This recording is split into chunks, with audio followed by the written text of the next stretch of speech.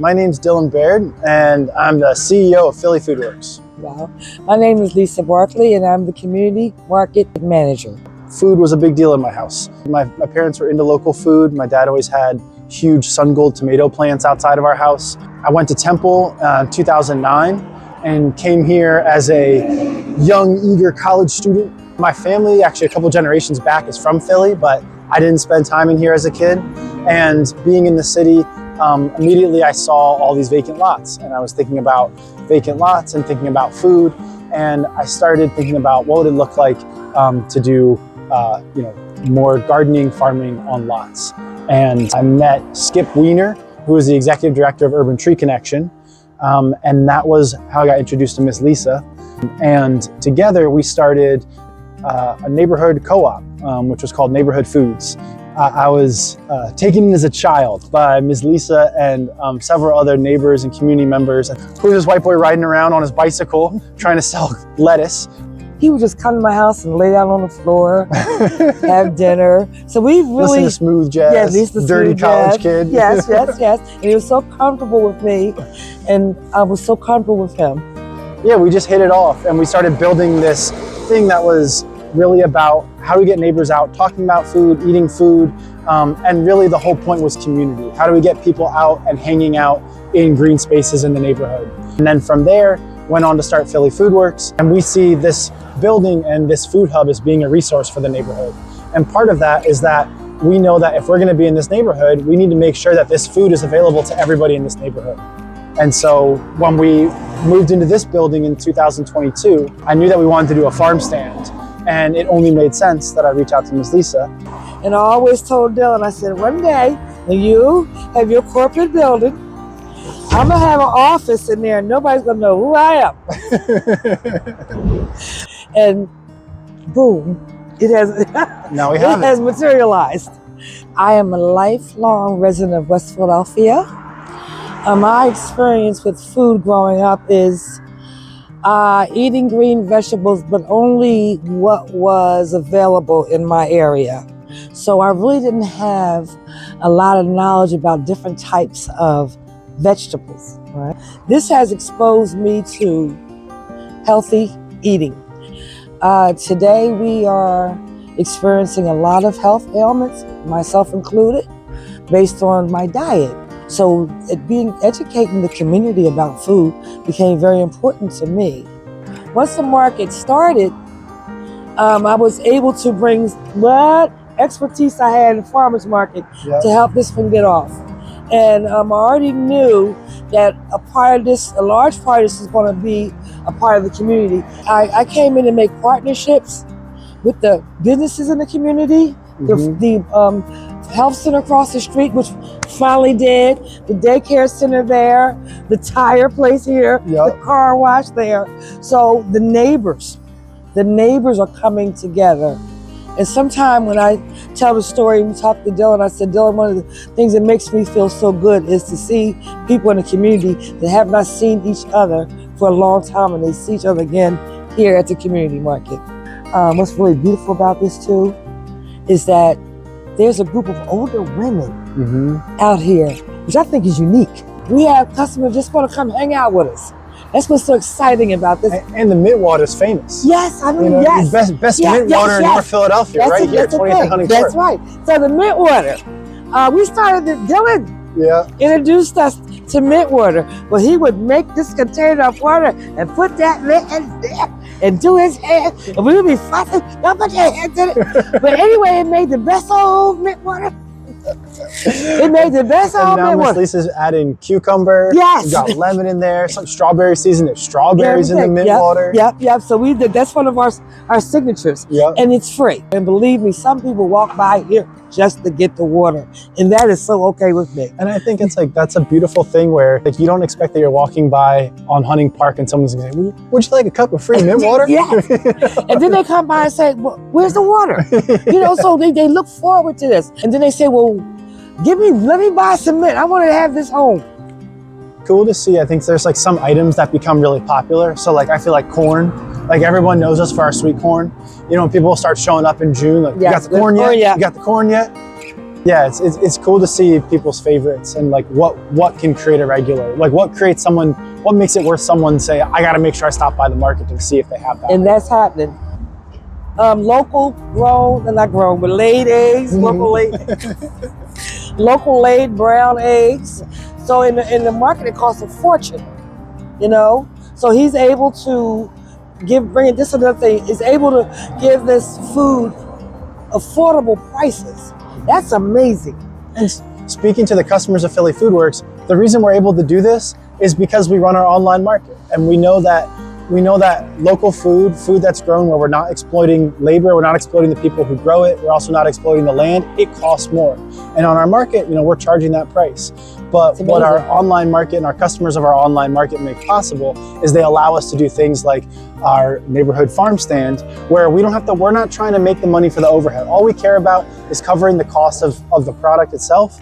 And that's really what we're doing here. But we're not worried about paying the rent and paying all the utilities and paying all those bills. We're able to cover all of that with the business that we do through our online market. So we're able to do these efforts in the community, trying to find these balances of how do you create a sustainable, both environmentally, but also financially sustainable operation where we can do this while still making sure that we're paying fair prices for our product for farmers, paying staff who works here a fair price and things like that.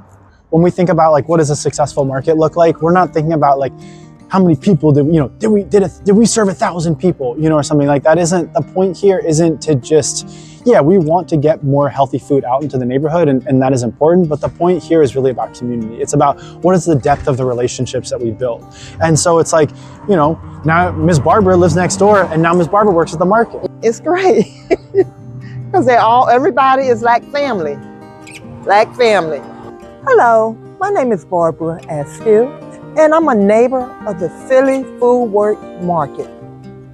When I heard Philly Foodworks was coming here next door to me, I was excited because it was so convenient, and all the food came from a farm, and it's healthy for you, organic, it's healthy for you. By having me personally and others in the community get out and meet one another, and they come, they're coming out to the stand, and you get to chat with them, and whatnot as they're shopping. So that feels good. Miss Cake was a shopper. Miss Denise was a shopper. And now, whether people are working at the market or they're just coming and hanging out, we do a big Mother's Day thing every year. Which that's our opening. I'm very proud. My mother started, but we set up, and it's neighbors will just set up outside, and we'll be able to sell different things, like kind of like a flea market. Yeah. Everything for Mother's Day. We do a big turkey giveaway. Yes. So for Thanksgiving, coming up here in just a couple of weeks, the Monday before Thanksgiving, we'll give out about 200 turkeys and produce boxes, and we partner with some different organizations. So Social Impact Cafe, we work with Erica. And so she'll give out tickets to different groups, and then also our regulars and just people in the neighborhood, just trying to make sure that everybody has what they need to have a nice Thanksgiving with their family. Kind of going back to that, look, Philly Foodworks is a presence here in the neighborhood. We're part of this neighborhood, we're part of this community. We're gonna make sure that our neighborhood and our neighbors also have turkeys. I bike by a woman named Miss Juanita, who I've been biking now for like 3 years. And every time I bike by, we always have a really nice hello. And sometimes if we have like cherry seasons or when watermelons first come in, I'll always drop some off for Miss Juanita. And it's like, I'm able to go over there and like give Miss Juanita tickets, and then she's giving them to people on her block. And so I think that's like one of the powerful things, again, about bringing just what food can do as far as a community building. Bring together, like you said earlier, food does bring people together when you eat and everything, and that's the tradition. It's to continue on. It's going to be always, and this is a beautiful thing. So once market ends for the season in November, we pick up classes to go until we reopen. We do craft classes. The other farmers market ladies, they do a class last year. Mary Kay here, she did a bag making class. So we do different classes. I remember one of them you told me, we're doing art therapy. Yes. We're doing art therapy. We do art therapy. Which I thought was like very, it's the wintertime in Philly. It gets cold. And you come into this warm space. There's always mint water. Yes. There's like some snacks. Yes. It's just this warm space where people who have been hanging out all season together, are coming together, share what's going on, and just spend time together doing something with your hands, you know, making something. And he's right, it is very therapeutic. They enjoy being here, stepping off the world for an hour or two. Yeah. We can sit there and just talk and chat and just have fun. And Mr. Malik, who never misses our classes, he's always a very present in our classes. Hi, my name is Malik Savage, and my part in the farm stand is to help these young ladies. I come here, I set up, I help them move a lot of the heavy stuff, not being sexist, but I'm a little stronger than some of them, so I like to set up stuff for them. My friend Latanya called me that. She gave me that title, and it kind of like stuck because by me working at a farm, I've been a farmer, organic farmer, and working at Philly Foodworks, I have a lot of extra food. And I have 9 children, so I'm always feeding somebody and sharing my food with people. So being a community food addict makes me feel good when I show somebody a type of food they've never ever had before, or that they hardly ever see in their community. They say, what is that? And I love it when I pull up somewhere. People will look, when they see my car, they automatically run over and say, what do you got to eat today? What kind of vegetables you got? And that's really a gift for me. It's a heart warmer. I say I feed a couple hundred people a month. Another thing, for the last 5 years, I've been studying beekeeping. I have an apiary, I have 8 queens, I have my own honey line, Doc Savage's Sweets, and I sell bee pollen. So that's something that I really, really look forward to doing till I'm dead. Food sovereignty is very important to me because I've learned by me coming from the South and as a little kid and learning about how we grew stuff. They sprayed poisons over our food. We didn't have a choice in what we ate. We just ate what was given to us. Food sovereignty gives us a chance to grow our own food, choose where our own seeds come from, choose where we are going to plant our foods, and where we buy our foods and where we purchase it, and where it can go in our communities. So it's really important by having a choice as to how you feed your children, how you feed yourself, and how you feed your community, because you are what you eat.